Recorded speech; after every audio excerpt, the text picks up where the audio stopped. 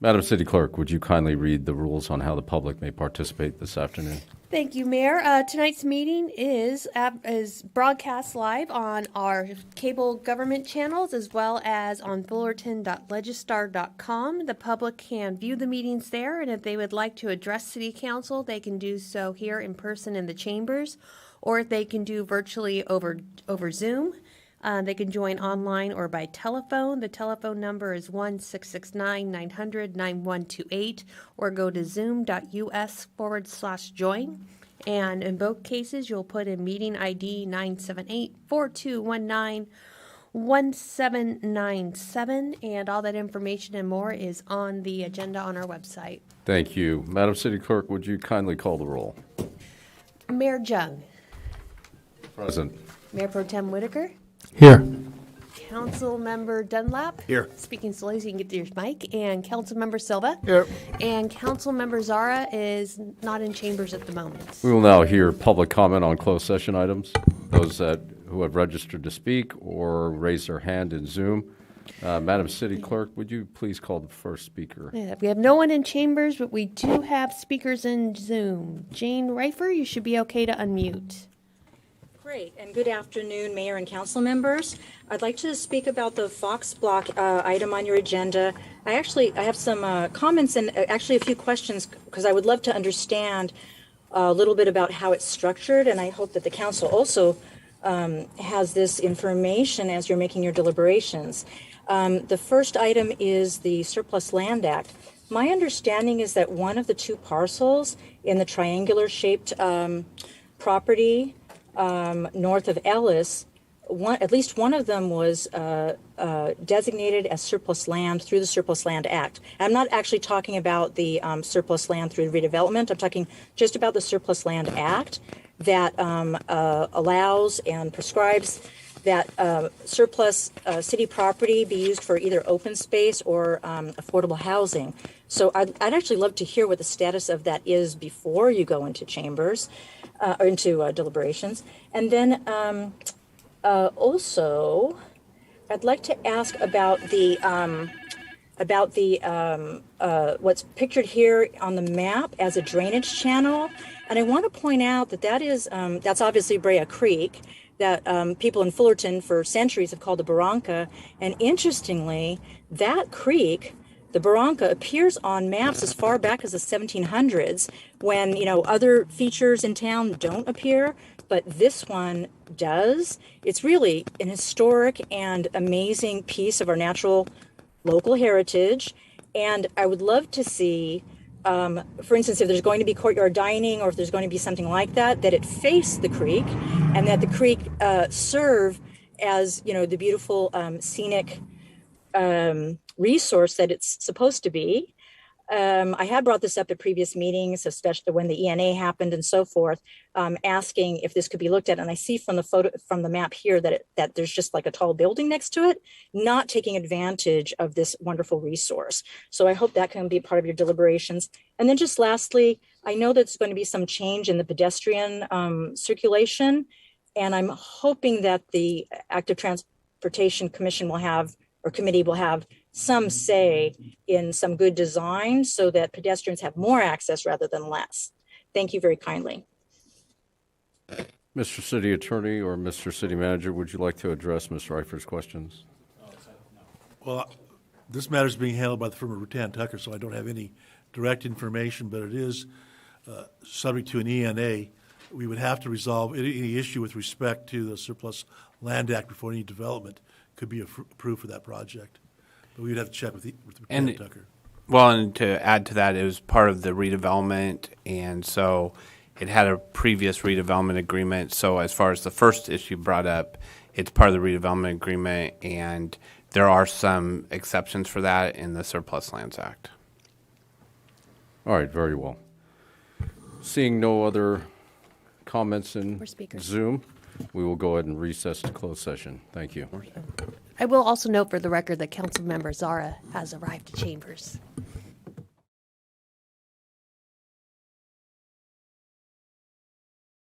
I call the October 18th 2022 meeting to order. Madam City Clerk, would you be kind enough as to tell the public how they can participate, please? Thank you, Mayor.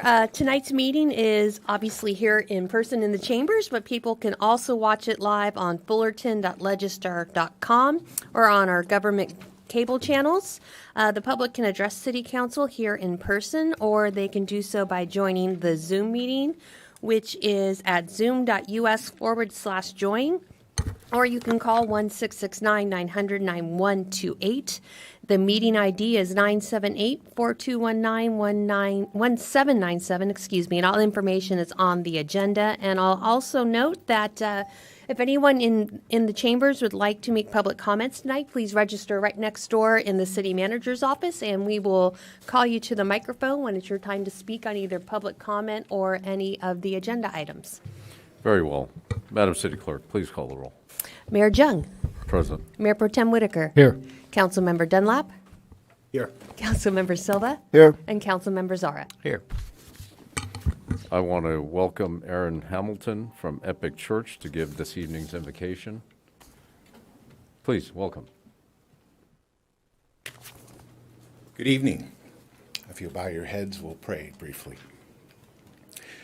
God, thank you for this city, for the people here, for the people working so hard to keep this a wonderful place. We ask that you would be here, that these meetings would be attended by justice and compassion and your wisdom, so that everybody can enjoy the gifts you've given us in Fullerton. Amen.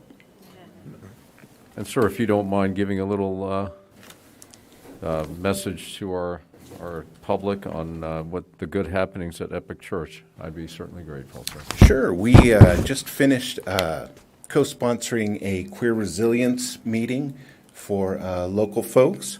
We are partnering with Soulful Fullerton for an after-school program coming up here soon, and continue to help out where we can around the city with the pantry and such.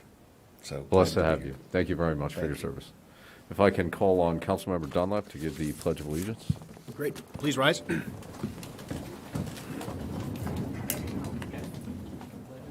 allegiance to the United States of America and to the republic for which it stands, one nation, under God, indivisible, with liberty and justice for all. Thank you. Mr. City Attorney, do you have any closed session report We this have one item evening? report out of closed session. In the case of Destique versus the City of Fullerton, on a vote by motion by Mr. Jung and second by Mr. Dunlap, the council unanimously agreed to settle that matter in the amount of $1,995,000. And we'll discuss ex parte communications. Any council members have ex parte communications to report? I'll look to my left. Yes, I met with Dan Lancaster of the Fullerton Firefighters Association. Very well. I'll look to my right. Same. And I had a conversation with Captain Lancaster as well. Anybody else? Very good. We'll move forward this evening to a presentation on the gun buyback program. We are honored to have County Supervisor Chair Doug Chafee this evening. Welcome, sir. Thank you, Mr. Mayor. It's a pleasure to be back here. I've given each of you a flyer that talks about the gun buyback. And it's an anonymous gun buyback, no questions asked. And guns can be turned in if it's a handgun, a shotgun, or what we call a ghost gun, and sometimes rifles, if they're operable. We'll give you a $200 card that's either an Amazon card or a gas card. And if you're lucky enough to get an assault rifle, that will be $400 in cards. So essentially, it's gas for your gun.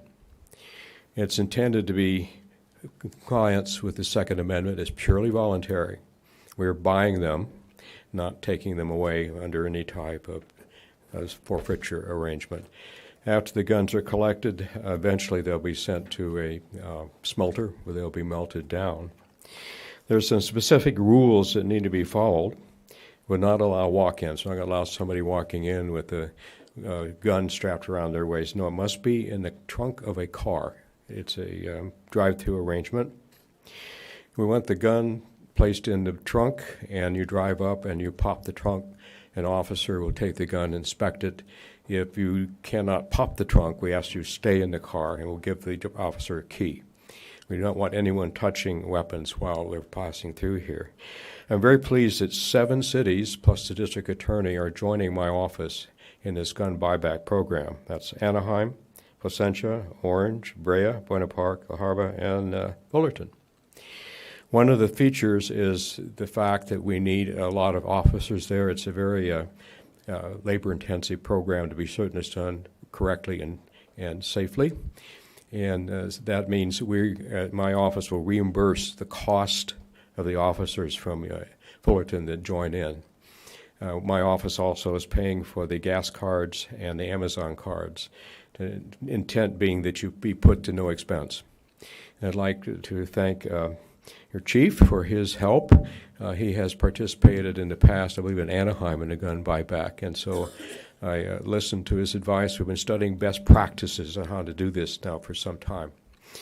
So I do have some flyers, and then I'll leave with the city. You can print more if you like, or I'll bring more down. I've left a large poster with the clerk. You can do that as you wish, but we're trying to promote as many guns off the street if we can. We find that it's probably, if you've inherited a gun, maybe you don't need it, don't want it. If, in fact, you have extra guns and you want to get rid of 1 or 2 and keep one, that's fine. Because among the other things we're doing, we're providing gun locks free to those that have other guns at their house that they'd like to be sure are secured. There are a lot of statistics on getting rid of guns. If you have a burglary, that's going to get stolen if it's able to get there. Children, if they're around, if it's not secured, could be a problem. And so we're trying to just clean things up a little bit if we can. It's totally voluntary. There'll be no ID taken or anything like that. We just want to remove some of the weapons off the street. And so, if I may, I'm having kind of an exciting week here. I have some other flyers I might like to leave with you. We're having a fishing derby, Tri-City Park, on Saturday, the same day that the gun buyback is coming. The gun buyback, I forgot to mention, will be in Placentia. The address is on the flyer. Placentia is heading up the effort, and they will handle the reimbursement. We've given them enough money to do that. We also have Friday in Carbon Canyon Park an outdoor movie, Hocus Pocus, a family movie, and you can come and there's free popcorn as long as it lasts. So it's kind of a lot of fun, and it's going to be a great week, and we look for a great event with the buyback program.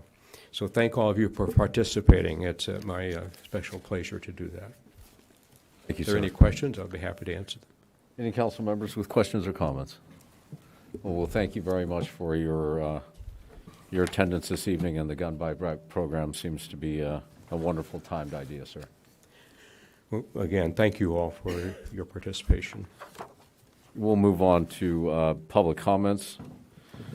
We'll now hear public comments on non-agendized items and accept requests to pull consent calendar items as well. Madam City Clerk. who do I we have this 7 evening? speakers registered in person for public comments. The first one is Curtis Johnson, and Brian Kay will be our next speaker, followed by Maureen. Hello, I'm Kurt Johnston. I wanted to bring up a safety issue. Highland Avenue, right around Valencia. It's very dark in there. When you look down the street, you can't even see the street lights. So I think also there's a couple in front of the park there on Highland. There's a couple street lights that are out. And I think part of the problem is the trees are growing over the street lights. And the reason I'm bringing up is because there was an accident there. And I went back the next day, and it looks like the pedestrian didn't survive. So looking down Valencia, it's the same issue. You can't see any street lights. All you see is overgrown jacaranda trees. And so maybe we could take a look at that. Thank you. Thank you. Madam City Clerk, next comment, please. Thank you. He's on his way over there. Maureen, you are our next speaker. Happy day. I have a little redwood name plaque that I carved your name in. Everybody else up there has one except for Nick Dunlap. Honorable Todd Spitzer has one, so it's overdue. But I really wanted to thank Bruce Whitaker. A few years ago when we met, one of the first things you mentioned, it took about 5 or 10 minutes of our conversation, but you said I was one of the nicest, most pleasant people you had ever met. And we were discussing the fraud committed by Big Pharma in Orange County that led to Kelly Thomas's death. I felt at peace thinking that my issues and my problems were finally at an ease, and I actually rushed home and shared with my parents and my family that we're making progress and that these false considerations of my mental health being in peril were addressed. And they weren't. Mayor Fred, part of why I was inspired to come back this week was you mentioned the grand jury and that they occasionally make mistakes, and that when they make a mistake about Fullerton, you have a responsibility to speak up and address those. I have felt like, and I've had the responsibility to present evidence to counter the mental health claims by Fullerton and Anaheim and Orange County through the years, and that's what brings me back. I hope that the petition that I presented last time, and I'll present another one in writing, probably an email, or I'll hand deliver it, but rather than wasting the fire department's resources and the police resources on labeling somebody mentally ill and then sending those services out, provide the service that the person has petitioned for in the first place. And then you don't have that same issue. So this is a very heartfelt petition. Again, I love each and every one of you, and congratulations on your mayoral position. And Nick, sir, I know you're new to this, and you might not know who I am, but congratulations, and thank you for serving.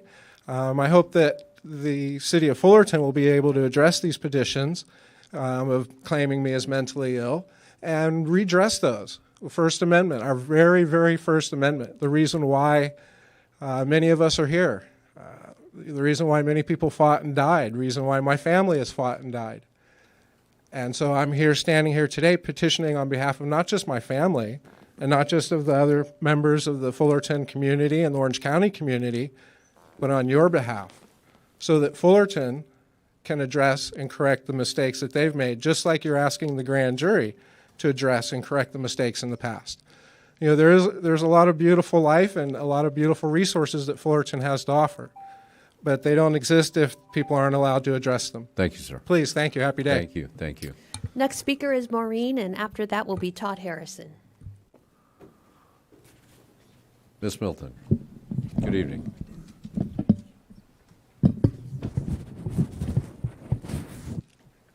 Good evening, Mayor and council members. This evening I would like to ask, when there is new projects being presented to the public or in any area in the city, I feel that they should be able, that the entire population of the city can give their opinion on these new projects. Last week, for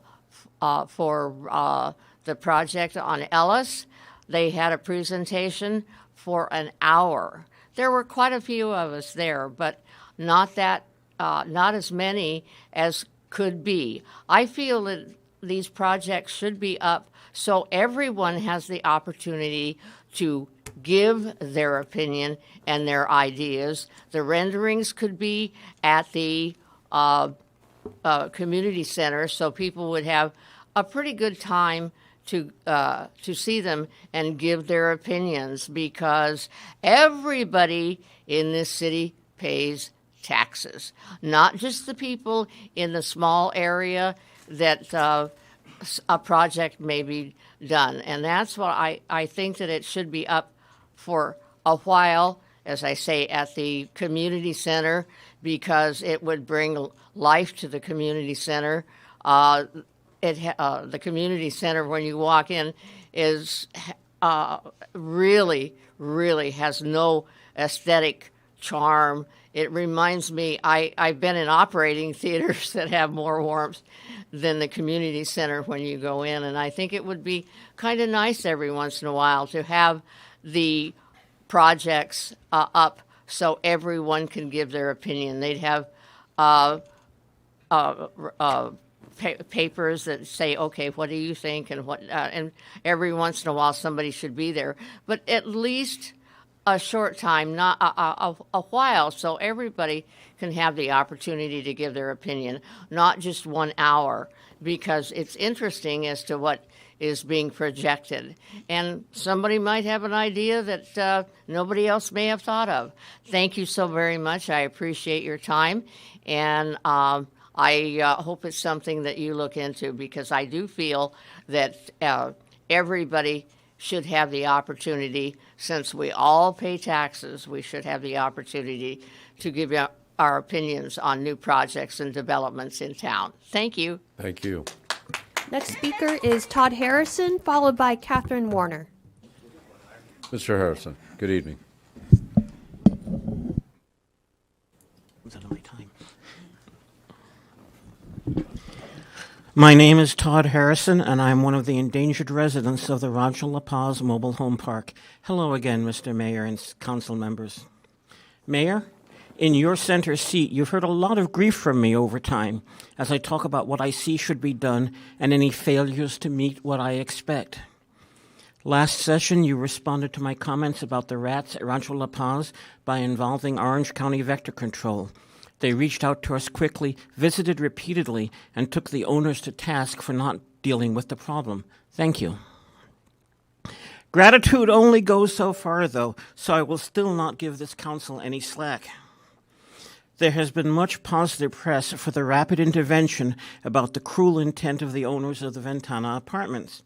I'm sure more will be done about the latest attack on the senior and disabled residents, such as barring elevator use at set times, making them prisoners. But that did not have to happen. Had the former city council taken effective action a few years ago when the residents of Rancho La Paz were first attacked, there could have been laws, limits, and potential consequences in place before things went so badly at Ventana. Collectively up there, you need to learn from the repeated lessons of what unchecked predatory landlords are capable of doing to their most vulnerable tenants. It should not take repeated examples. Never mind distant and slow-moving Sacramento legislators waking up to the issue. The city is the first layer of our civic protection and should be aware, involved, and quickly reactive to things happening right here at the local level. Just how many examples of this sort of predation do you need before you do something? Thank you. Thank you. Next speaker is Catherine Warner, followed by Jose Rodriguez. Ms. Warner, good evening. Good evening. Mayor Jung, nice to meet you. We were in communication over the last few days via email. To the rest of the council members, thank you for hearing me tonight. I am standing before this evening to bring attention to the business 17th door, located at 1851 West Orangethorpe. Not only has this business disrupted our neighborhood's quality of life, but it brings great concern for our neighborhood and city when it comes to safety. This is a torture experience disguised as a haunted house attraction. It's only a matter of time that their homemade rooms and practices severely injure someone, or worse yet, cause a fatality. 17th door is located directly behind the neighborhood of South Cedar. They personally share my backyard wall with their parking lot. They do over half of their attraction in this parking lot. Their entrance, line to get in, waiver signing station, field trip van attraction, among other mazes and shenanigans take place in this parking lot. This business starts operation the last 2 weeks of September through the first week of November. They start out only on the weekends, but by mid-October, they also operate during the week. 17th Door has promised year after year that they will not operate during late hours and would be on top of making sure their customers and employees do not loiter in the parking lot and their attraction would remain inside. Year after year, this is not the case. Every year, they also put in their residents' mailboxes a letter with 4 free tickets to their attraction in hopes we won't complain. This year, they took it a step further. Inside the letter, they plainly asked for us to complain to them rather than the city or police and gave us a $100 Visa gift card on top of the 4 tickets. I see this more as a bribe than anything else. During the week, we are lucky if they end operation by 1 a.m., and during the weekend, it's gone as long as 2 to 3 a.m. They bang on their chain link fences. They use tasers that are extremely loud. We also have war veterans on our street, and I know some of these things are very triggering for them. They curse at the top of their lungs, and between the screams of torture and the screams of terror, it has us all on edge until they close their doors. After reaching out numerous times, I have no other choice but to speak to the police, code enforcement, and now this council. This last weekend, for example, on Friday night, they were out there till 2 a.m. And when I called the police, and I feel terrible about that because I'm using tax-paying money for resources that should be under code enforcement, but this business has it done right. They operate outside of code enforcement times. And when the police showed up, they told them to leave, whatnot. And then after that, they proceeded to turn their car alarms for 10 minutes straight. I have it all on video. Lastly, I think it's important to note that their Instagram page speaks for itself. These rooms are built by the owners themselves, and I beg to question if this business has properly been inspected. Thank you, Catherine. Okay. They have a suffocation chamber and a drowning chamber as well. Understood. So Thank with you. that, they need their business permits pulled and moved to a different Thank you. location. Thank you. Thank you for hearing Thank you. me. Next Thank you. speaker is Jose Rodriguez, followed by Tanya McCrory.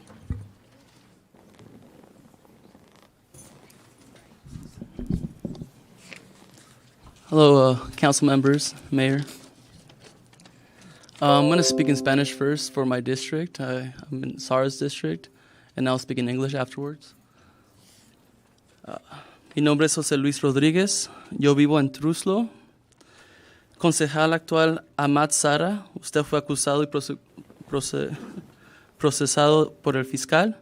Usted dice que fue exonerado, sin embargo, no mostrará ninguna prueba real y tangible. Su falta de voluntad para mostrar pruebas demuestra que es culpable de los cargos. Tienes que confesar. So he's talking about an incident that's not pertinent to the city council. It has to be within the subject matter jurisdiction. I don't know what it is. Right, so can But you I don't know what it is. first? Yeah.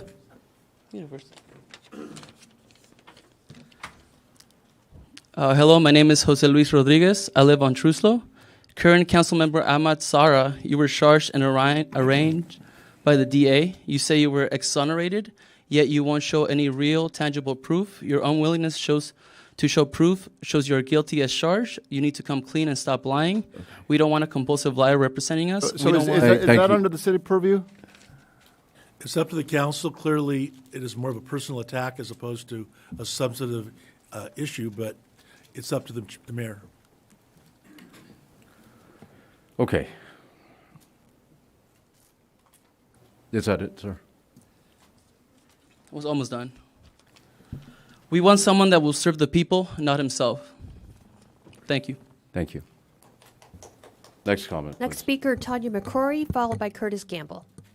Good evening, Council. Tanya McCrory, Fullerton resident. The Guns for Gas campaign is a completely bonkers idea and the typical kind of nonsense I have come to expect from Supervisor Chafee. First, our government raises our gas prices to an outrageous amount, and now you're saying if you trade in your guns, maybe you can afford your gas. You should be ashamed to even utter such a statement. How about affordable gas and legal guns for law-abiding citizens? Is that too much to ask for? Somehow, I don't think the criminals will be lining up to hand back their guns for a Target gift card. But good luck with that. Thank you. Thank you. Next Next speaker speaker. is Curtis Gamble, followed by ZJ Hahn. Mr. Gamble. Mr. Mr. Gamble, you're Gamble. the next speaker. You're the next speaker, sir.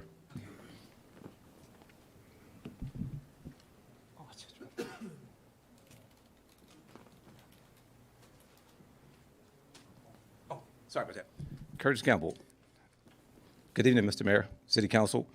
I'm an activist for the homeless and the veterans, and I just like to talk, as I always talk, share with you some of the things that are going around, that's going on.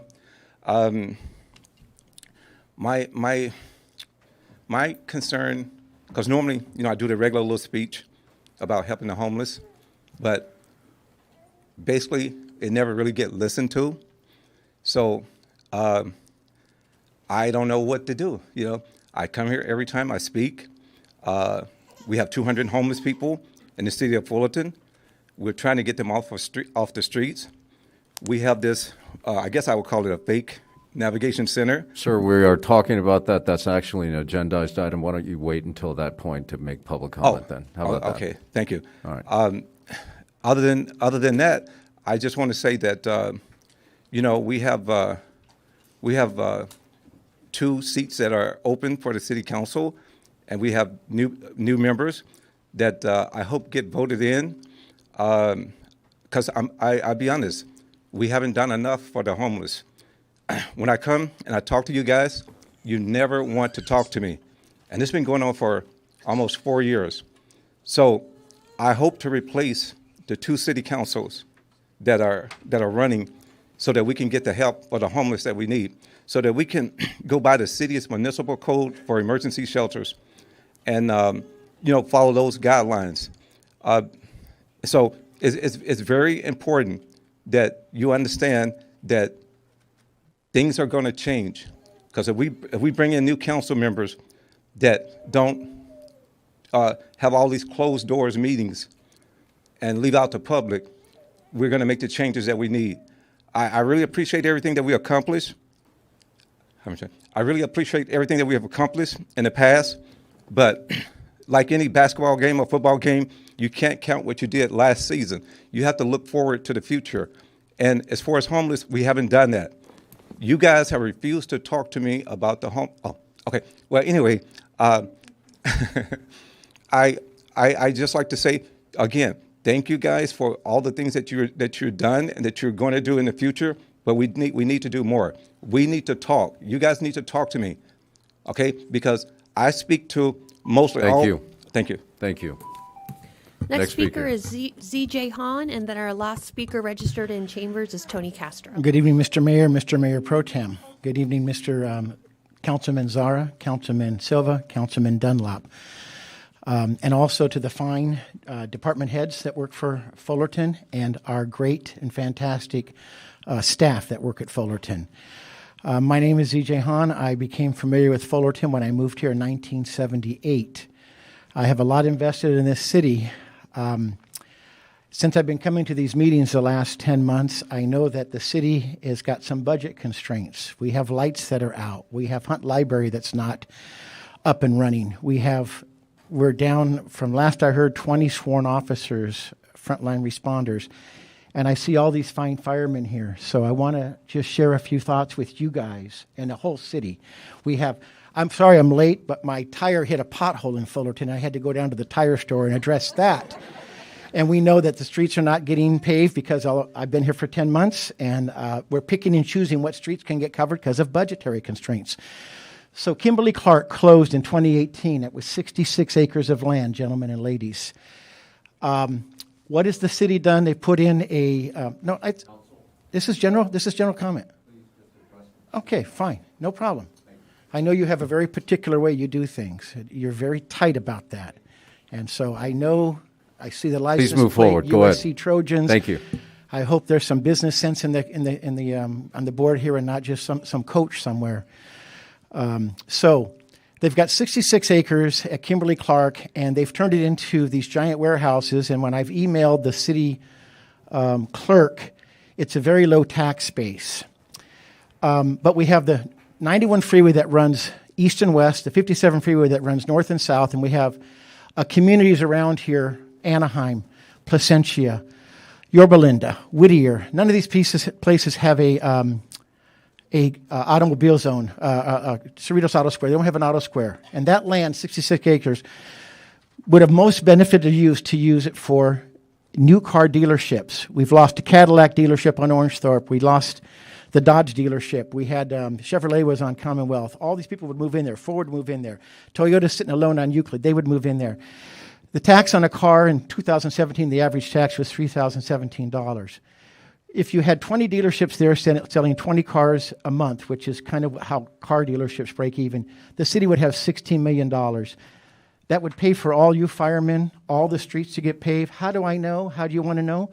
Go down to Cerritos, just down the 91 freeway, about 6 miles. Drive into their public library. It's a 2-story, multi-million-dollar library. How do they pay for that? The Cerritos Auto Square, a huge tax base. Yet we let these 66 acres go to 4 250,000 square foot warehouses that there's just stuff's going to get trucked in, not sold, and then taken out and delivered. And so it's no tax base for that land. And the last speaker in chambers is Tony Castro. Mr. Castro, good evening. I like your idea. I want to say yes, Cerritos. I'm Tony Castro. I'm running for Fullerton City Council, District 5. And I would like to address the council today to let you know a couple ideas that I have. I know you guys are going to be addressing homelessness. It's my top priority, number one issue. This is not for campaigning, sir. If Okay, you've got a comment you'd like to make to I would like council, to make a go comment, ahead. yes. Please. I would like the council to strongly consider and do whatever you have to do, whether it's working with the legislature, Congress, but I believe that Fullerton needs a rent control. And so we need to implement this rent control because we need to prevent homelessness. My apartment, I live in a 1-bedroom apartment on Commonwealth, $1,800 a month. November 1st, it's going up to $2,400 a month. I have to move in a family member with me to help me with the rent now. This is unacceptable. We could do better than this. And so I would like to ask the council, for those of you, most of you who are accepting corporate money as donations for your campaign, to please return your corporate donations so that you can be free to help the people. Another thing is, I would like to see something done about saving the Fullerton Fire Department. I have some ideas. And so I would like to... That's on the agenda. That's on the agenda, okay. Well, in that case, the biggest thing right now is that I'm concerned is that for you guys who did accept those corporate donations, please return them so that you guys can be free to fight for us and not owe favors and have your hands tied to other corporations. And some of you guys, most of you guys are taking corporate money and working for corporate lobbyists instead of the people. And so if we get more people involved to get into the council, then we can, people that will refuse this corporate money, we can stand up to the corporations and say no and bring some revenue back so that we can save the fire department.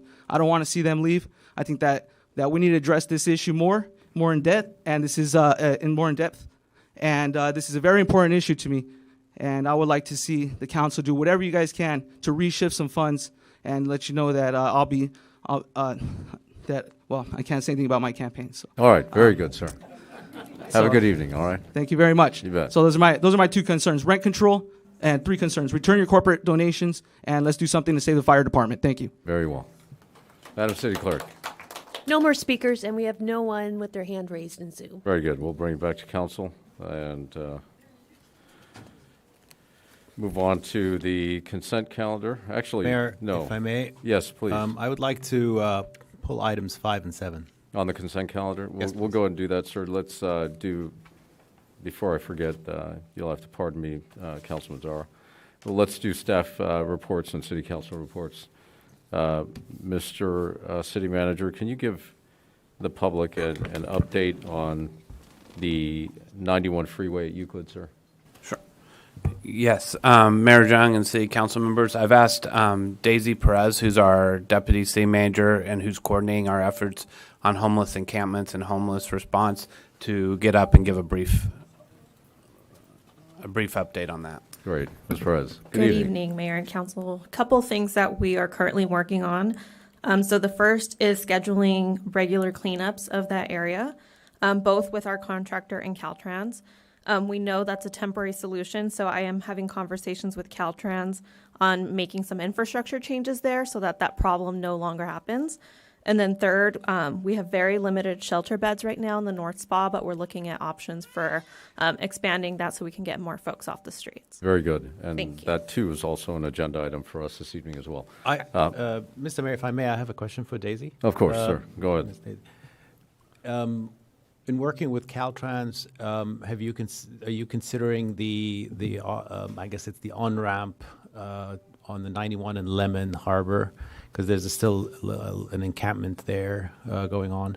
Yes, so that I've also spoken to them about that area, and that's the next one on their list. And the next thing is, I know that one idea that we brought forward was the going with Caltrans or the state's Clean California initiative so that we can have constant access? Is that something that's still moving forward? That is something we're working on. And then in general, we're also working closely with Caltrans for a dump day, cleanup day event this Saturday from 9 to 12 at the Fullerton Park and Ride.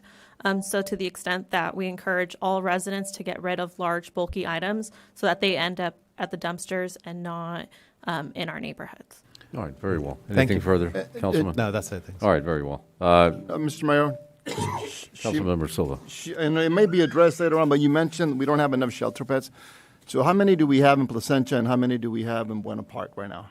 We get reports daily from our coordinators, and sometimes we have one available, sometimes there isn't any available. It changes every day. So the beds that we are paying for, they're being used? Correct. Those are full. Those are full. Oh, okay. And then how many are we paying for? I'm not sure exactly what that number is, but we can get back to you. Okay. Mr. City Manager, would you? I believe the North Spa altogether is 200 to 250 beds, but that's collectively across the North Spa, which North Spa is the northern cities in Orange County.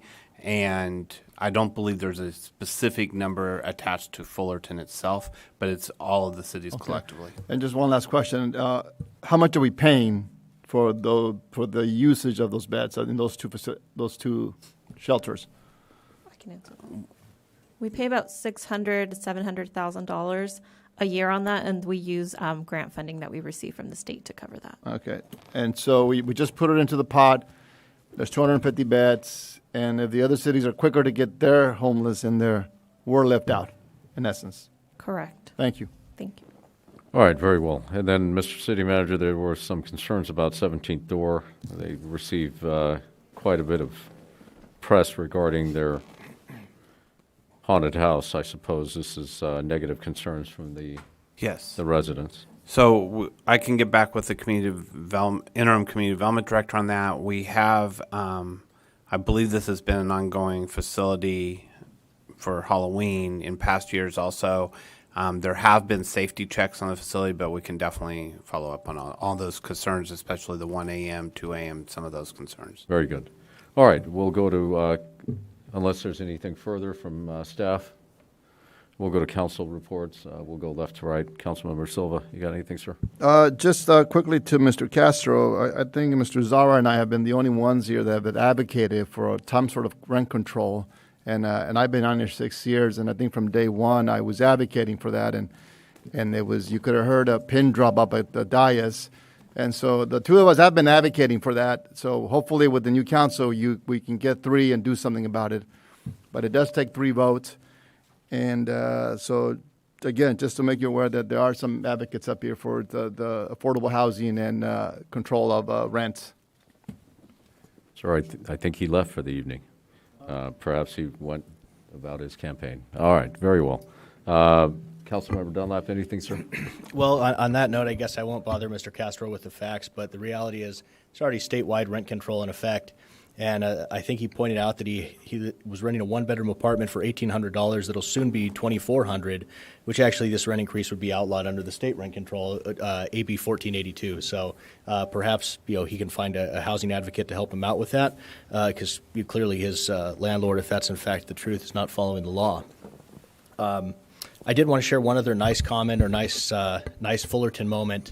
For those of you that are baseball fans, the Angels, of course, didn't make it to the postseason, but recently celebrated the retirement of their catcher, Kurt Suzuki. And Kurt, of course, for many of you that follow baseball, was a Fullerton Titan. And when they pulled him out of his final game, Phil Nevin, who was the coach of the Angels, went to the mound as Mike Lorenzen, who's a pitcher for the Angels, was also on the mound. So it's a very interesting moment because we had 3 ties, not just to the to Fullerton, but we actually had there was a Fullerton Indian, of course, with Mike Lorenzen, the pitcher, on the mound as well. So very special moment to end a great career, somebody that won the College World Series and also World Series when he was with the Washington Nationals. So that's all for my report. All right, very well, sir. We'll go to my right. Councilmember Zara, anything, sir? Yes, I just wanted to ask, so there's a couple of things. I know we talked about the Ventana and we found out that their increases were supposed to have been reported, or is the city informed prior to the increases of their rent. They did go through some what I consider harassment. All of that was retracted quickly once it was exposed. But they are coming up with an increase, another increase in their an automatic increase, it seems. And my question is, where are we on the legal issues here? Because they clearly were in violation of our city contract with them, and we have to have some sort of action here. It seems wrong that they would be moving forward with yet another increase, and still we have not been informed. So, Mr. Mayor and Councilman Zara, I can address that. So I'm in communication with the management regarding the increase that's supposed to go in, I believe, November 1st, and they were supposed to inform, which they have informed us now, of that increase, but I have also communicated with them about the 1 year. We don't have a formal requirement on the 1 year that it has to be 1 year out, and I believe they are doing increases for tenants whose rent contracts come up after that November 1st, but I'm still in communication with them on it and in communication with the state attorney's office on that. Yeah, and on that, I mean, this is one of those places where, I mean, this is a low-income senior residence, and even with rent control, rent control does not apply to these. So there's this loophole in our state laws that allows for even a gouging on these low-income residences. And I really would like I'd love to see our council send out a letter to our state legislators in explaining this situation, so that maybe it could be addressed on the state level or even a congressional level. So I hope our council and our mayor would allow for at least a letter explaining the situation from our city, because I think this is not the first time this has happened. We've seen it at the Palm Gardens as well. We addressed that in another manner a couple of years ago. But this is ongoing, and I think we need to I'll work with the city manager. We'll try and craft something. Let's see. And then one final thing also, on the same kind of note on housing, I've been in touch with the residents of Fullerton Heights. This is a supportive housing apartment that was built and opened, I think, in 2019. 2017. And I think the grand opening was 2019, I suppose, right? Yeah. Because I attended that. That was one of the first things I attended.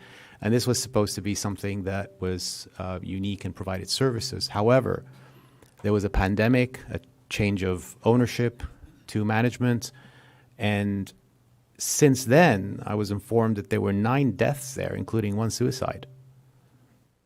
And that the residents are plus other incidences, but the residents are saying there hasn't been adequate supportive services.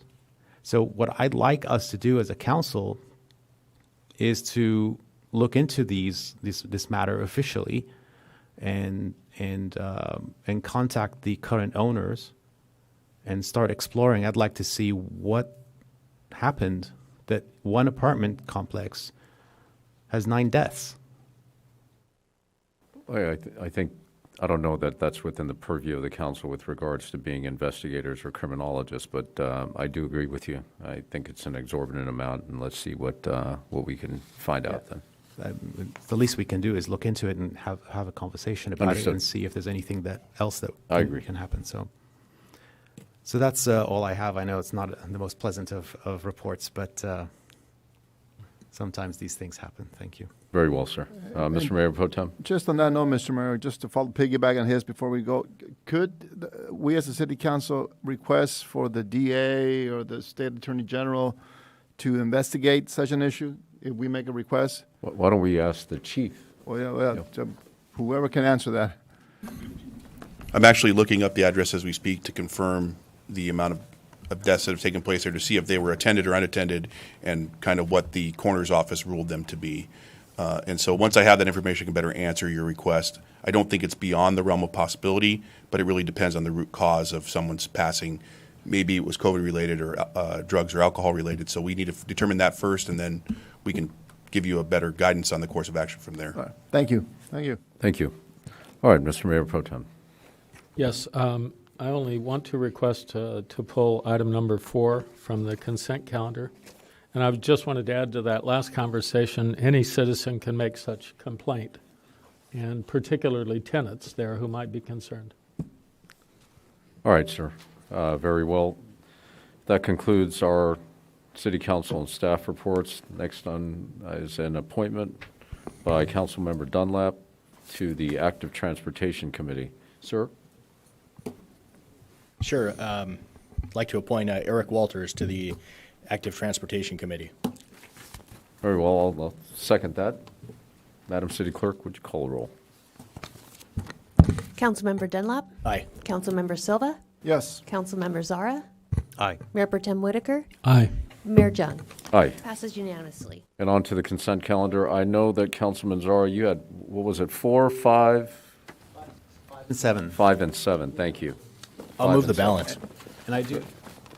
Second. These Go are ahead, sir. simple questions I have. If you want to We'll take them first. take them first. Sure. All right, very well. So if I can get a motion from Councilmember Dunlap to move the balance. Is there a second? Second. Very well. Madam City Clerk, call the roll, please. Councilmember Dunlap? Aye. Councilmember Silva? Yes. Councilmember Zara? Aye. Mayor Pro Tem Whitaker? Aye. Mayor Jung? Aye. So number 4 was pulled by the Mayor Pro Tem, I believe, right, sir? Yes, thank you. I just wanted to highlight some of the information contained in the agenda item transmittal here. It's the problem statement outlined here is the Fullerton Police Department consistently ranks toward the top countywide for DUI arrests, 398 DUI arrests in 2020. And sadly, the city also experienced 8 traffic-related fatalities in calendar year 2020, down from a record high in 2018, which had 14 traffic-related fatal crashes. Although down from 2018, the high number of total crashes in conjunction with a consistently high number of DUI arrests both point to the absolute need for the continuation of OTS-funded traffic pedestrian safety enforcement. And there is a lot more in the way of interesting statistics in here, which show certainly an elevated need for the proper application of these grant funds. I know I recall back many years ago when the Angels pitcher Nick Adenhart was killed at that horrific collision at Lemon and Orangethorpe. And some more data in what's outlined here points out that a lot of the DUIs may not have been intoxicated in Fullerton. In fact, the driver in that case lived in Riverside and was transiting through Fullerton. He left Buena Park. So these statistics, I thought it was a pretty good job of reporting these statistics and pointing out, trying to read a little bit between the lines on it.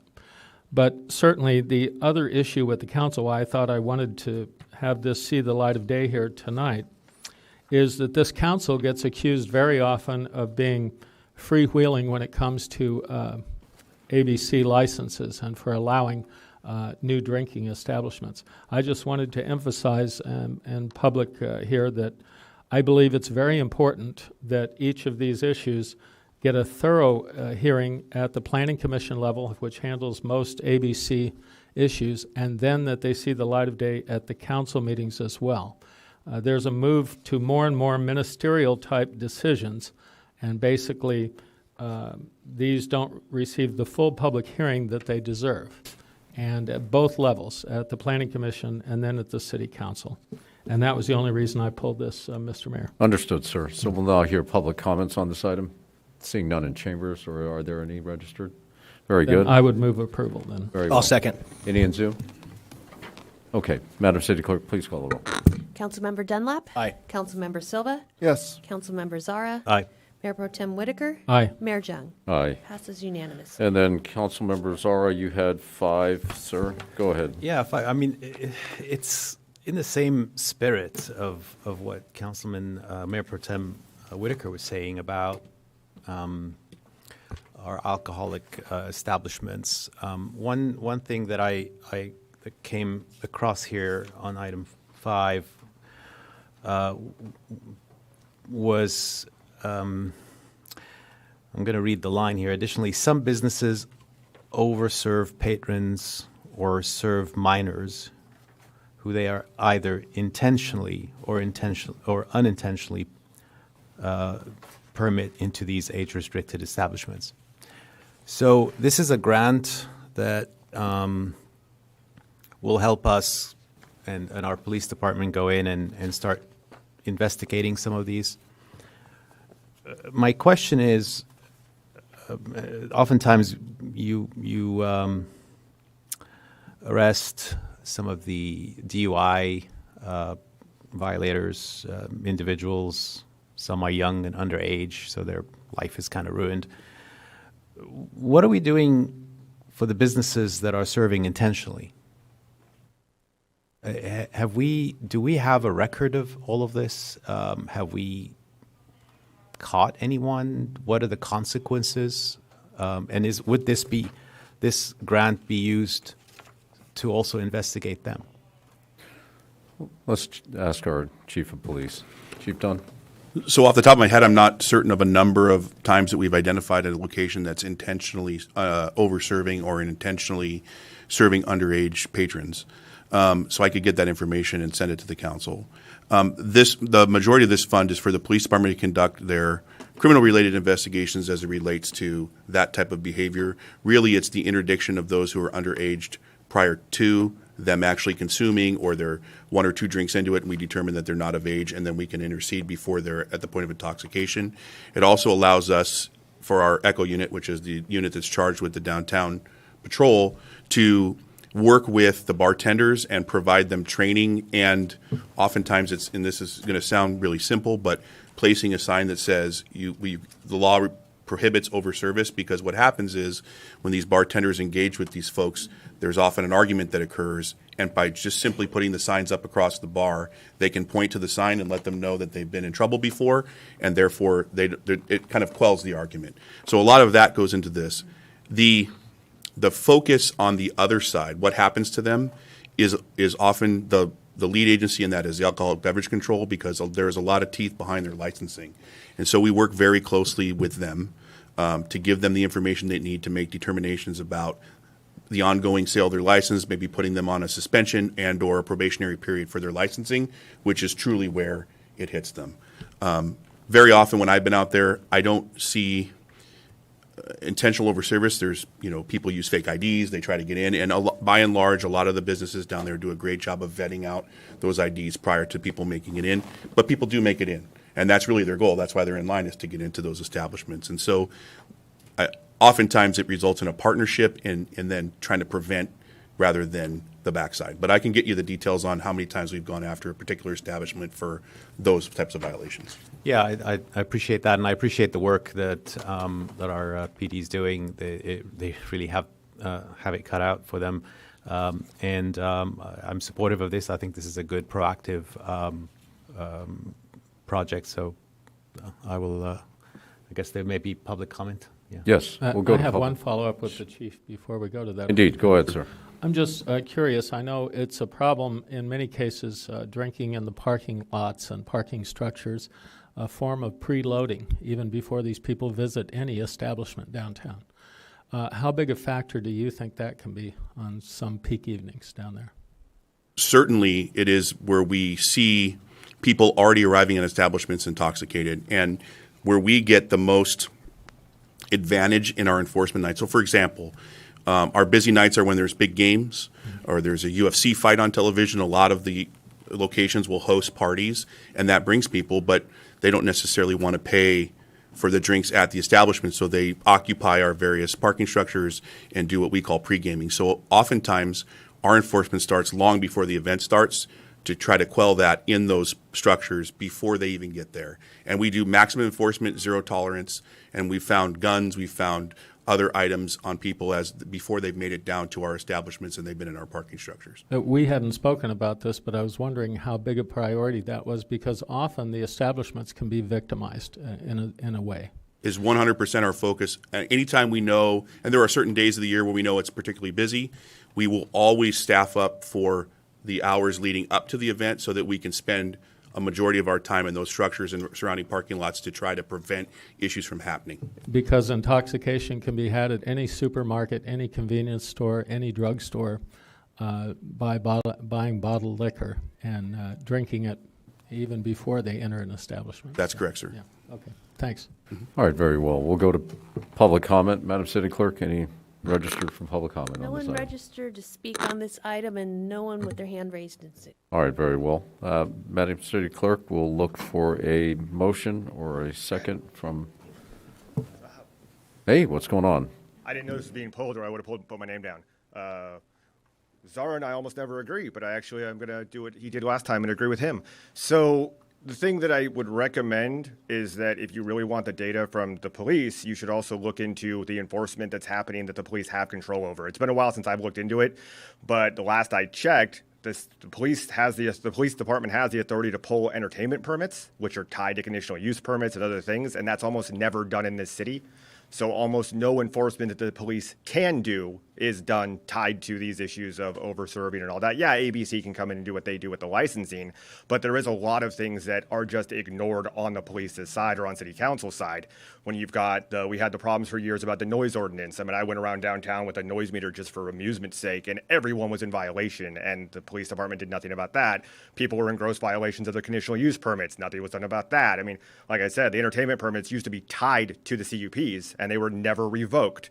So everyone was just sort of getting away with everything, and it was always pushed off into, well, another department will do it, ABC will come in or whatever. So I'd also encourage you to look into how much enforcement is possible from the city side, from PD side, and how much is actually being done.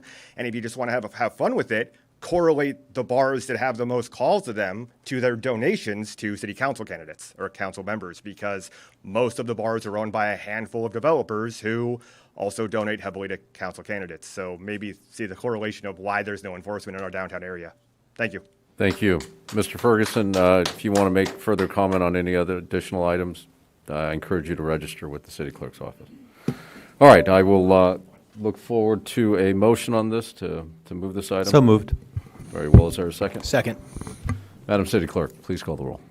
Councilmember Dunlap. Aye. Councilmember Silva. Yes. Councilmember Zara. Aye. Mayor Pro Tem Whitaker. Aye. And Mayor Jung. Aye. Passes unanimous. And Councilmember Zara, you had number 7 as well? This is the contract extension with Falk Mobile Health Corp. for emergency ambulance transport. This is really more of a commentary than anything else that I'd like to make on this, because this is I know it's not a very large amount of money here, or an increase, but it's a 3.4 increase on a contract with a private entity. And we see this often. They come on consent calendar, automatic increases. And I find it very interesting and almost ironic that when it comes to our employees, they have to go through a meet and confer process and so many loops and loopholes and it just takes forever and ever to get a few percentage points. And yet when we outsource to private entities, all they need to do is say, hey, there's a fuel increase and a wage increase, so we want a percentage increase. And it's on consent automatically. No discussions in closed session, no negotiations. All of this is ministerial on an administrative level. And we see these on small contracts and large contracts. So when it comes to our public employees that have to really struggle to get a decent wage for the work they do, a private entity gets it automatically. Now, there is a reduction here for our revenue, so we are eating this up, this increase. the taxpayer is losing money on this increase. But you know, I don't know what their records are or what their finances are as far as the private entity. But why is it that we as the taxpayers have to take always the brunt of it? There's no pass-through here. We can't raise the cost on our residents, and we shouldn't. But we are, in a sense. We're losing money on this. So I just find it very ironic that is the case. Well, I encourage you to vote no on it if you don't. Oh, I certainly will. Yeah. Mr. Mayor, I need to comment just to disagree. It's not really a valid comparison because in this case there are external materials and items, and a 3.4% increase is pretty low considering the current state of inflation, and particularly gasoline, fuel.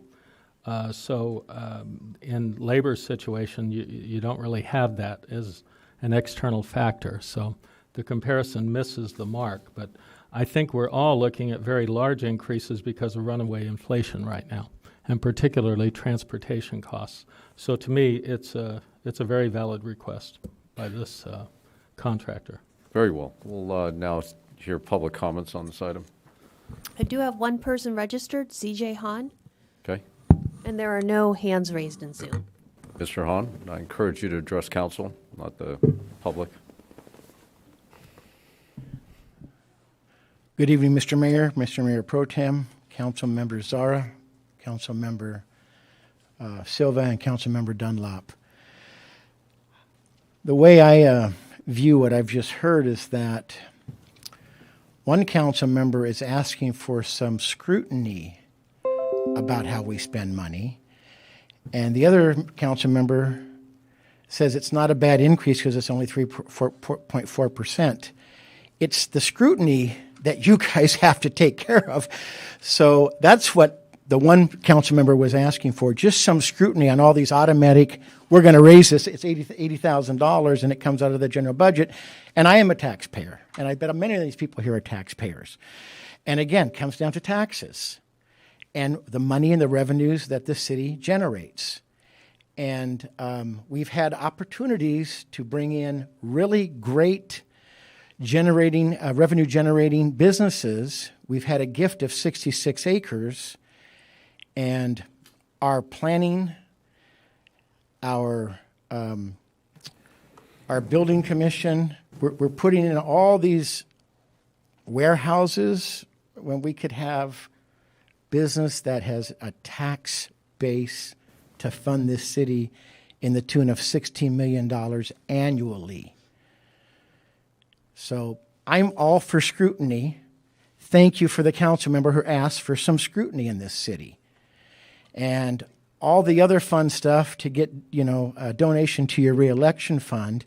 Like on that piece of 66 acres, the city got nothing out of that, but I hope the guys who planned that got something. As a businessman, I hope somebody got some money donated to the reelection fund, because if not, that's a lose-lose for the city and for the council members.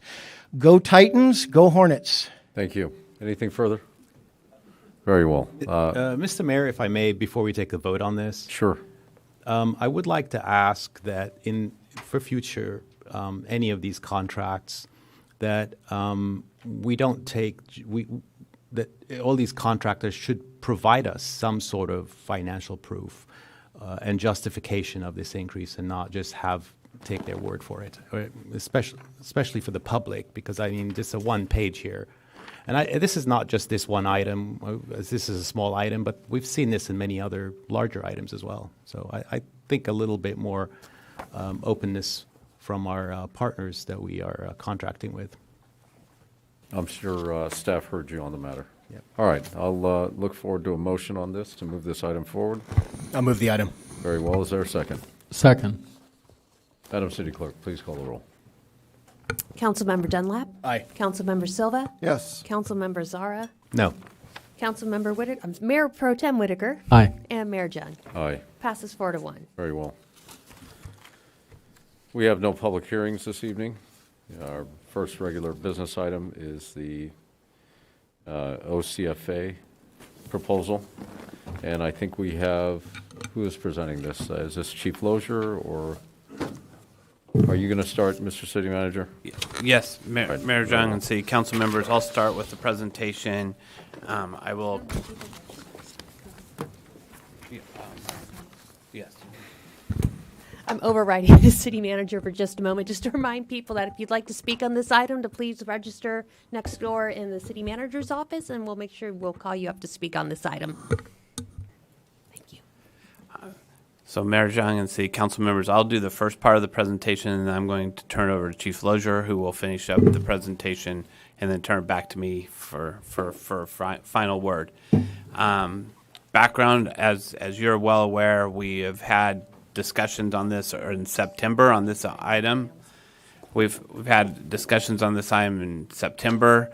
We've had a lot of information in your packet, and so we're going to just give you a overview, and then we are prepared to go into more detail as you desire. So on October 2021, OCFA submitted fire service proposal. On January 22nd, on January 2022, OCFA's proposal was presented to the City Council, and then in March, Management Partners was then hired by the city at that time to review the OCFA proposal and provide an analysis to the City Council. In September, that analysis came back from Management Partners. The report was presented to the City Council, and the report is in your packet and was discussed in the September 2022 meeting. At that time, the council directed staff to return within 60 days, which we are doing today with this report. As an overview of the OCFA proposal, OCFA proposal does not include certain costs such as city legacy costs, expenses, or revenues from retained services. The city's legacy costs includes things such as unfunded liability for the retirement system, retiree medical, property insurance, workers' comp, and some other related costs. And then the city also has some retained expenses that were not included as part of the analysis of the OCFA contract. To give you a background on the OCFA contract that was proposed, it was a $22.8 million cost. Amortized for the next year would be another $200,000. And then with city legacy costs, $7.4 million. City retained service expenses would include $2.8 million. You'd reduce the revenue that was not put in that we do receive, which is $5.45 million in revenue. That comes out to a cost in the contract of approximately $27.86 million. With this initial assessment, I'm going to turn it over to Chief Lozier to go over the proposed fire roadmap if you decide to stay with the City of Fullerton running the fire department. Chief Lozier, good evening, sir. Good evening, Mr. Mayor and Council. Thank you, Mr. City Manager. Based upon City Council discussion and to aid in that decision-making process, we did develop a roadmap, and really what that consisted of is a stabilization strategy to rebuild the fire department if that was the direction that Council chose.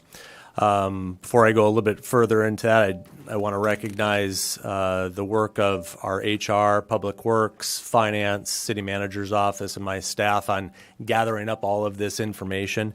As you can see through the agenda packet, there is a lot of information. But in order to get this together and provide a viable plan or roadmap for you to at least understand based upon my experience and my staff's experience, we feel is something that is viable to move the city forward if it is chosen to retain its fire department. The costing scenarios for the roadmap are included in the agenda attachment 3A as well, and those were costed out through our finance department. There were three components that we put together: compensation, apparatus replacement, and our deployment. Compensation being really the primary or the cornerstone for this roadmap to build upon. As we've discussed in previous meetings and throughout the agenda packet, the fire department needs to be corrected or have an adjustment made to compensation to retain our employees.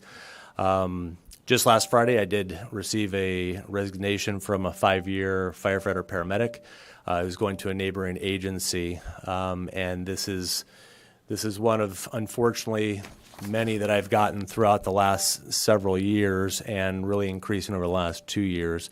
So the compensation, I think partnering between City Council, City Manager's Office, our labor, and myself to help figure out what that is, to retain our personnel and then begin to build our department is probably of the utmost concern with or importance for this particular roadmap. Second component would be our apparatus replacement. As everybody knows here, fire apparatus are extremely expensive. They have to start on a dime from zero to moving without any hesitation. And the more we can keep them in service and not out of service looking for parts, the better it is we're able to provide that service. We do, working with our Public Works Department and our Finance Department, we've been trying to work through a plan to allocate funds accordingly. But after the recession in 2008, we've had a long pause of contributing to that heavy apparatus allocation fund. And so moving forward, it is anticipated that there would have to be an increase to that fund.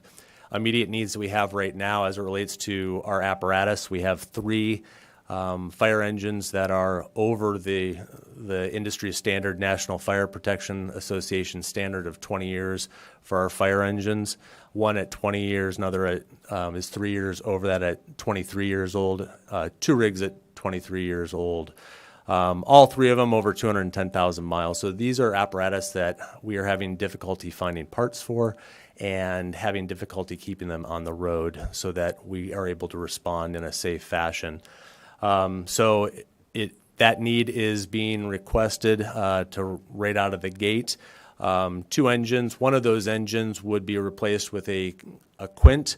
A quint is a fire apparatus that not only can provide a high volume of water, but also can provide that at an elevated stream to our mid-rise buildings within our city.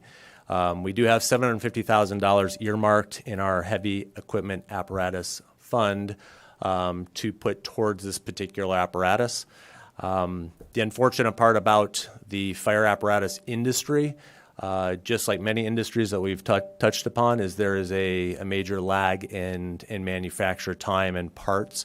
So for these fire engines, once we initiate that purchase order, we are about 2 to 2.5 years out from receiving those pieces of equipment. At the same time, like many of the services that we're talking about here, there are increases that are coming at 6 months and 12-month time periods instead of just annually.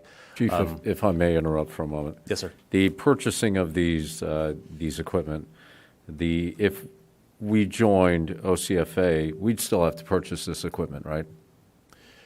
No. Are they purchasing it and then billing us for it? I mean, how does that work? As part of their proposal, their depreciation for their apparatus, roughly $300,000, and includes 2 trucks and 4 engines. Part of that is purchasing this quint fire apparatus. That's considered part of that. So that $750,000 would go towards that purchase. Okay, so we're not getting a discount by OCFA's purchasing or their capacity to purchase in scale or volume, right? Well, we don't directly, but the way that their operation works, and I'd probably best ask one of their representatives to explain that a little better. But that economy of scale as it relates to apparatus is definitely a positive aspect of regionalization. Okay, very well. Keep going, sir. I'm sorry to interrupt. The last part of that roadmap is deployment. And on that I'm sorry, we can go down a couple slides behind. There we go. We do have a 25%, creeping up to towards 28% vacancy rate right now in my 3 divisions. So that's our suppression or our firefighter rank, our administrative staff, and then our fire prevention staff. So it will take considerable resources, time, and capital to build back up our fire department in all of those ranks across the board. And that is recruiting, that's hiring, that's training, that's promoting. So even right now, if we wanted to redeploy and add a unit of sorts, we don't have the promotable personnel or the paramedics to do so. So that's why even in this table, and I tried to outline it as far as years, you'll see in 2024, 25, that's when we anticipate we'll have the correct number of personnel to even move forward with putting into service our Engine 6 or our 7th fire apparatus and staffed appropriately. The remaining years there of 25 through 27 fiscal years, as one option, it is having units that are 4.0 staffed that are ALS or paramedic staffed and 3.0 staffed that are ALS paramedic staffed, and then each fiscal year restaffing those 3.0 engines to 4.0 staffing paramedic units, feathered in over 6 total fiscal years. The reason for this is to have a 7th unit to aid in the workload that is coming out of Station 1, but then also to add back in the importance of that 4-person staffed unit where we have two medical, 2-for-1 apparatus as far as our medical concerns, and then also being able to address our structure fires as quickly as possible according to OSHA standards. So the total amount of people there, and we also have 1 customer service representative and our fire plan check specialist are currently on our being used for vacancy savings as part of our current fiscal year budget. I would request to have those be funded. Those are the support parts of my department that in order to rebuild this department are going to be paramount for me and my staff to be able to do that. So this is a lot. There's a lot of complexities to it. And so talking it over, I think it's very important to come back to council and provide 90-day progress reports on how we are doing. Are we retaining personnel? How is our recruitment going? Do we need to open up any of our ranks to the outside, or we have the personnel in our city that's able to take this and promote into those positions? So that 90-day progress report, I believe, is very important. Secondarily to that, as we move forward with any type of staffing changes or deployment changes, a thorough report supporting those changes would be done and presented to you at a separate meeting to make sure that we are moving in the direction that is based upon industry standards. It meets the needs of our community, is a third-party look at what we deliver, and just validate the information that we're proposing to move forward. So, Chief, if I may, this council, really beyond any other I've seen or witnessed, has been very agreeable to the changes that the department and you have asked for. That said, you're now full-time in Fullerton. We're not sharing you with the city of Brea anymore. What kind of recruitment efforts have happened this year to bring some firefighters to Fullerton? Has anything happened at all? Have we hired anyone this year? Yes, we do have. Thank you for bringing that up. We do have 6 firefighters who are starting on Monday. So that will bring the number of vacancies we have in the firefighter rank down from 12 to 6. So we'll have 6 remaining. On top of that, we will have the balance of 2 engineers and 2 captains and 4 chief officers that once they all promote, we'll bump down those vacancies into the firefighter rank. We are working with HR to open up a firefighter recruitment, in which case we anticipate running an academy in the late part of summer to hopefully balance out at least half of those vacancies once we've been able to build up those promotable positions. So we have, to some degree, tourniqueted some of the mass bleeding that was happening, correct? Some marginal. Yes. Okay. Yes, we've taken a step. Very well. Thank you. Please continue. If I may, I have a question. Please, go ahead, sir. Can you go back to the slide right before this? So on this, you're saying we're going to go back. I guess these are the pre-2018 deployment or staffing numbers, 3 firefighters per engine as opposed to 4. Correct. So in a case like this, if there's a fire, a major incident, would this fire engine be able to respond? Yes, the fire engine will be able to respond with 3 personnel when they're going to break the plane of immediately dangerous to life and health, IDLH environment.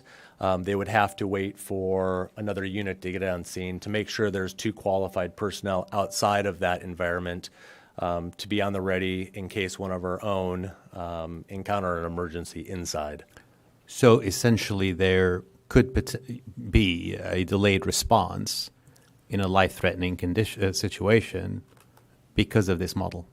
If there is there'll be a delay putting water on the fire. If there is any knowledge of a person inside or an imminent rescue, then there's an exemption to that, and which the firefighters will make entry to try to locate the patient. But we are risking their lives now. Correct. Okay. So this is not necessarily the best model of operation. It's a model. It's an option. So the best model would be to add a 7th unit to our current deployment with 4 personnel staff. So we have 7 ALS paramedic units. Mm-hmm. That would be the best for our city, correct? So this is based on the finances, not necessarily on the adequacy of the response. This is an option based on what we have available to us at this time. Mm-hmm. Okay. I have more questions, but I'll wait for now. Thank you for now. Very well.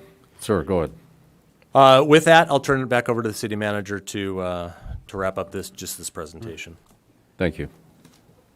And Mr. Mayor and City Council, so what is before you is a fairly direct decision, and that is option 1 would be to approve staying with the City of Fullerton as the fire service provider and rejecting the OCFA or Orange County Fire Authority proposal.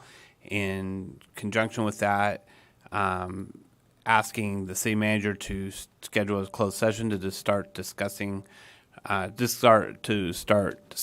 regarding the Fullerton Firefighters Memorandum of Understanding.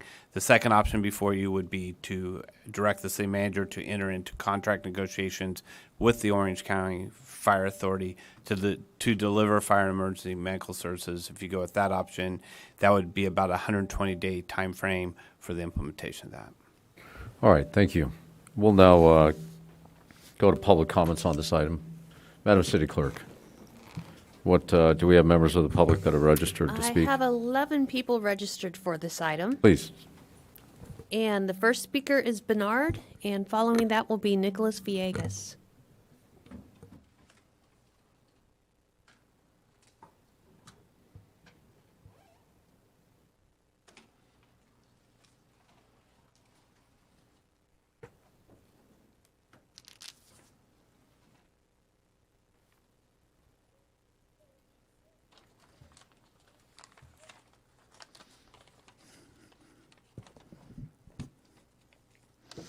Hello, my name is Bernard, and I am a Fullerton resident. Our fire department needs stability that our firefighters deserve. OCFA would immediately provide additional crews, equipment, and apparatus. Equipment and apparatus that is not cheap. Yet, Mr. Jung, you want to waste more time and prolong their suffering. After having already slashed the budget, you are on public record fighting for deeper cuts. How much longer Are you going to punish the loyal men and women that chose to stay and faithfully serve our communities? How long are you going to put our residents at risk of harm? Shame on you. Make a decision already. Approve the move to OCFA or approve a plan for a sustainable department. Happy Halloween and safe Halloween. Go Bruins. Next comment. Next speaker is Nicholas Viejas, followed by Tanya McCrory.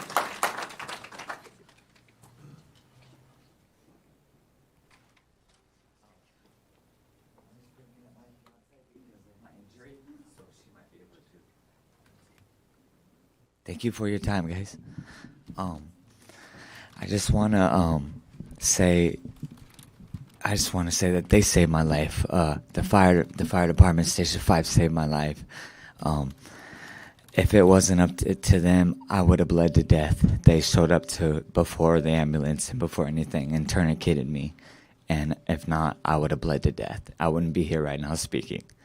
So they need OCFA.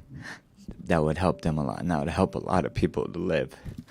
A lot of us Fullerton. I am a Fullerton resident, and I think they need the help because they are doing what they need to do, and they are saving people and doing extra. They are risking their own lives and their family just for us.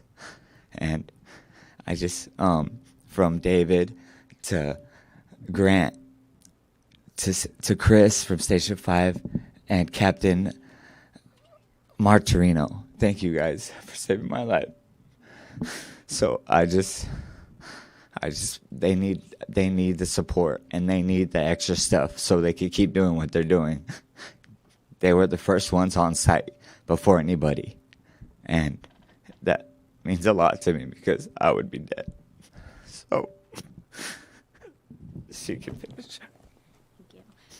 Giving the Fullerton Fire Department the backing of OFCA would just give more resident safety so that when things do happen like this, they have greater resources to be able to keep our residents safe, alive, and give the people that are doing it the support that they need so that they're able to go safe at home, safe to their families as well. So, yes. Thank you, guys. Thank you. Next comment, please. Next speaker is Tanya McCrory, and following that will be Pam Kettler.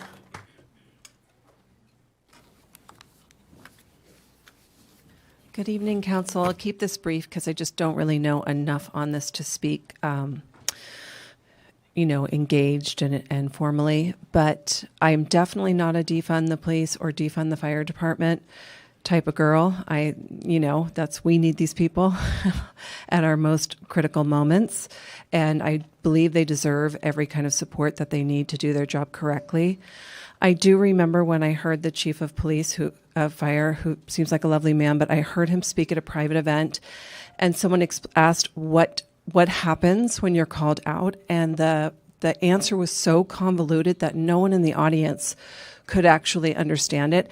And I've seen firsthand when an elderly neighbor, sprains an ankle and a police car, a fire truck, and an ambulance show up. And this is publicly taxed money that I think we can streamline that response. And I remember, Chief, when you were explaining that, it was just incredibly convoluted, and it just seemed to everyone present that there was a way to streamline this. Like the paramedic had to ride on the fire truck, and then the ambulance had to arrive, such and such, and it just seemed that it could be refined. So I wonder in this process, while I want both our police and fire departments to have what they need, I think reform is also possible. And maybe there's a middle way here where we can look at how things are being rolled out. And if it's necessary for all of those vehicles to show up to something that could be a very simple call. And I have seen it multiple times. So I just wanted to throw that in there. Thanks for letting me speak. Next speaker, please. Next speaker is Pam Keller, and then followed by ZJ Hahn.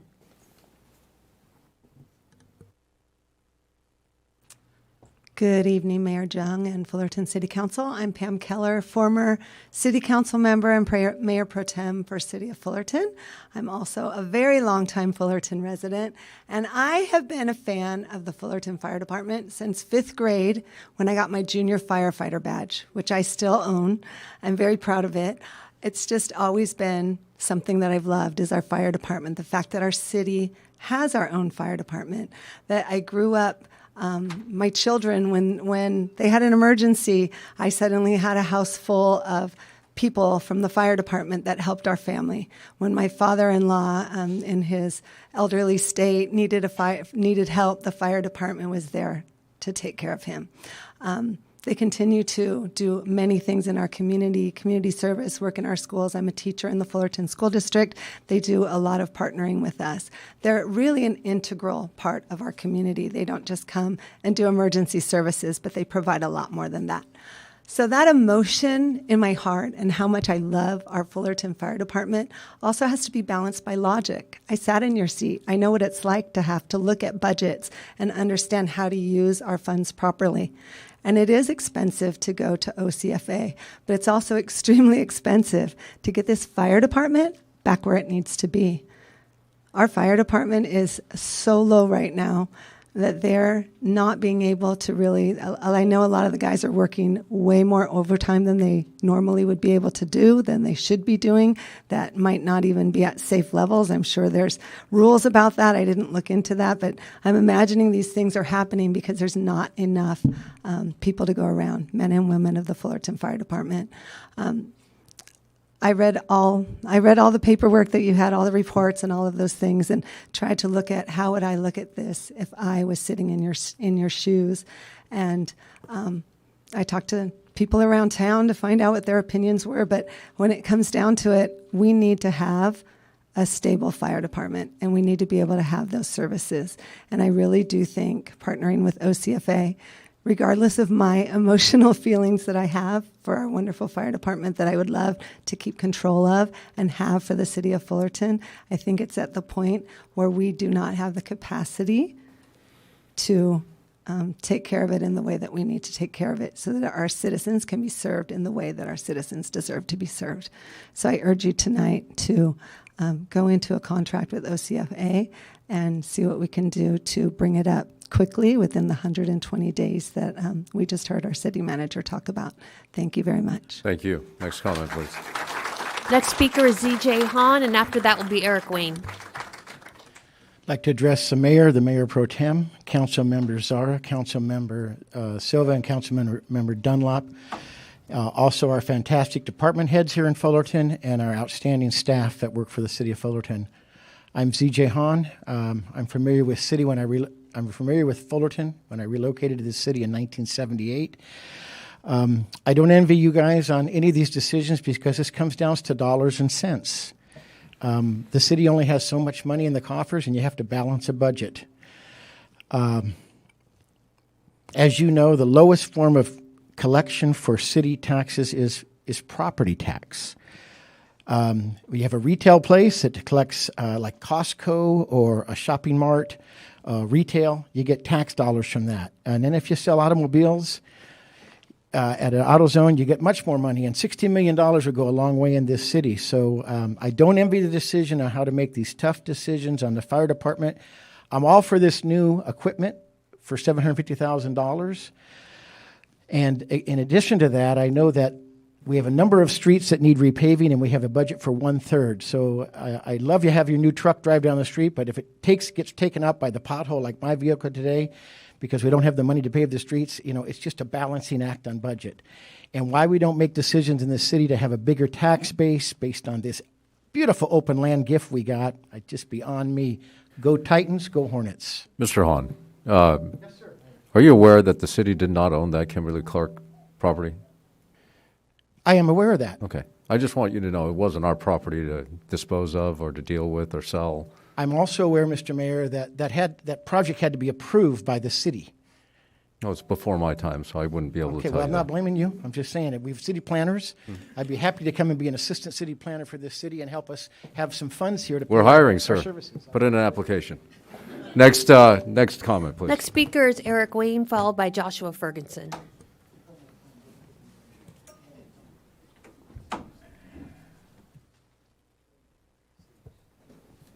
Hello, City Council. Eric Wayne, 41-year resident.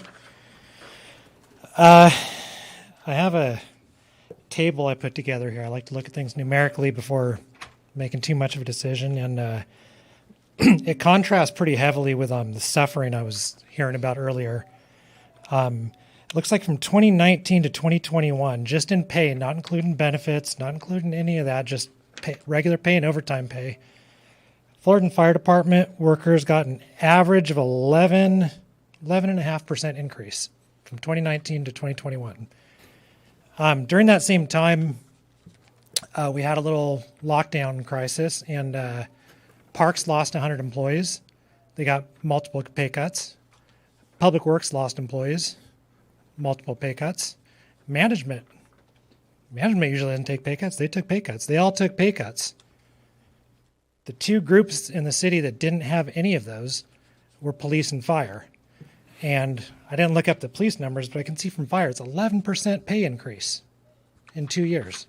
So I would disagree with the assertion that they're suffering. I would say I would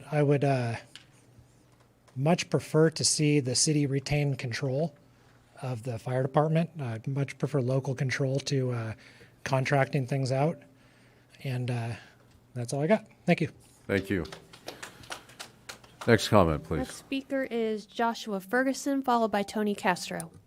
This is the most dishonest way to govern possible. 3 of you are endorsed by Fullerton Fire, and I find that to be telling of who actually is pushing for this. 2 years ago, the city of Fullerton agendized a new tax increase, Measure S. 2 of the council members here that are sort of pushing for this were behind that, and it failed. Taxpayers said no. And so we ended up cutting staff during, as the previous speaker mentioned, during the lockdowns and what have you. We don't have the money for this. I can't think anybody really believes that 3 sitting council members, a council majority that is endorsed by Fullerton Fire, wouldn't give them the money and benefits that they request if we had it. So the fact that we have this huge pay disparity behind OCFA tells me that you know, and several of you have been on council for multiple years, you know we don't have the money. So all this is a backdoor tax. You wouldn't go to the taxpayers again and ask them for money. You're just going to spend it and then say, oh, we have to cut services to everything. We don't have the money for your parks, for your roads, for all of these things, as typically always happens. You could have put a new tax on the ballot. You didn't. You could have budgeted for it. You could have spent the last year or so, what was March of 2021 when this first came up, seriously? You could have spent the last year and a half finding ways to budget for this, and you didn't. We don't have the money, and you want to spend it anyways. It is the most, if you believe in democracy, you can't defy the will of the voters and then turn around and just be like, whoops, we spent it anyways. Councilman Zara mentioned taxpayers a few minutes ago. This is an insult to them because if you didn't find the funding first, you're going to have to find it later, which is, again, a backdoor tax. It's insulting, and you should be ashamed of yourselves. Thank you. Next comment, please. Next speaker is Tony Castro, followed by Curtis Gamble. Mr. Castro, good evening. Good evening. The Fullerton Fire Department are heroes.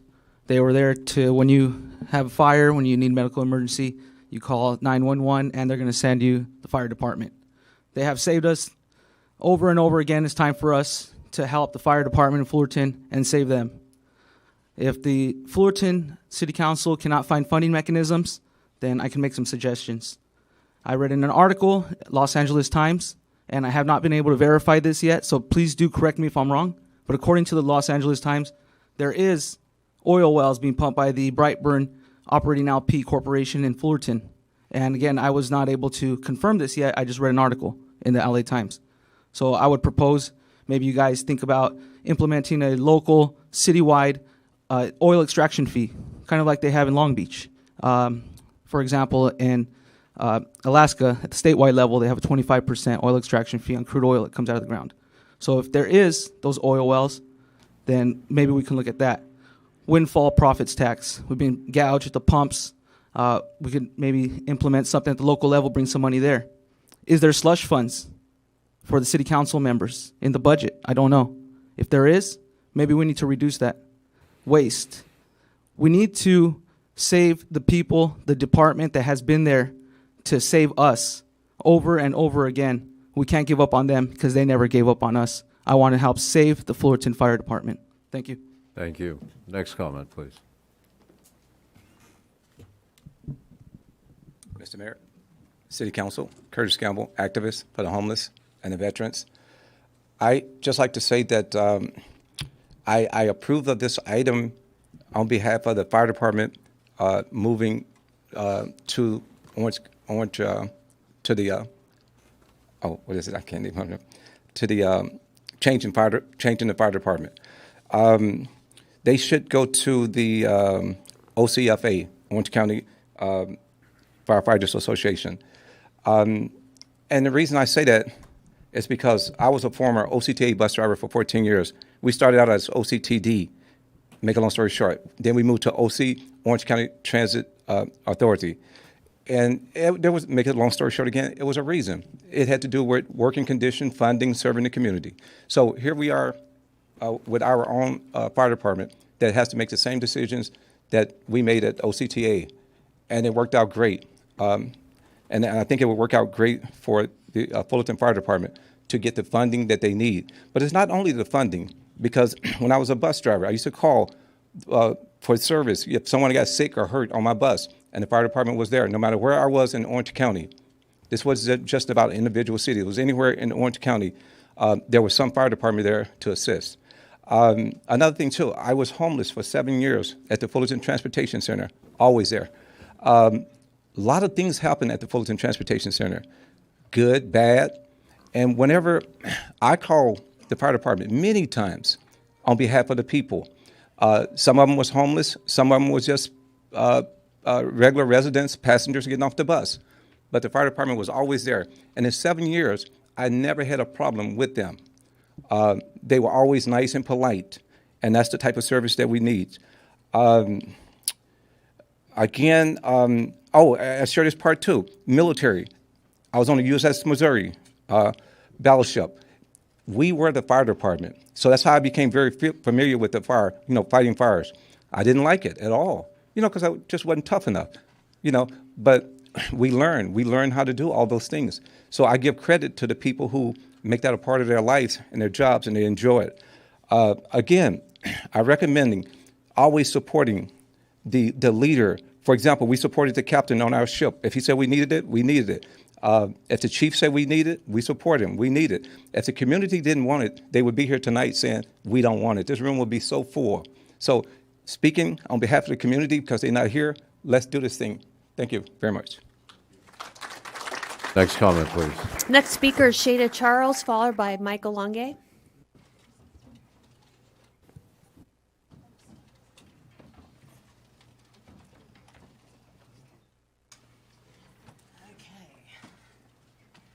Mic a little shorter here. Hi. Sorry. Short person. So I'm Dr. Shana Charles, and thank you to the council members who I've been able to speak with on this issue. I'm a resident and candidate, of course, for council for District 3, and I'd like to read, for transparency, the email that I sent to the council members that I wasn't able to speak to directly.